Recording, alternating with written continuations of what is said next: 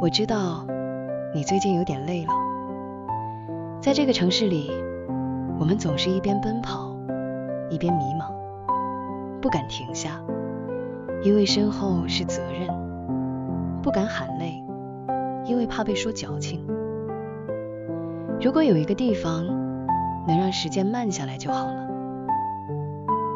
在福苑没有 KPI， 也没有世俗的眼光，这里只有一杯暖茶，一缕沉香。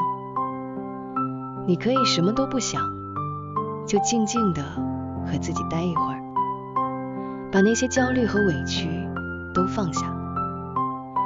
你要先学会心疼自己，这个世界才会温柔待你。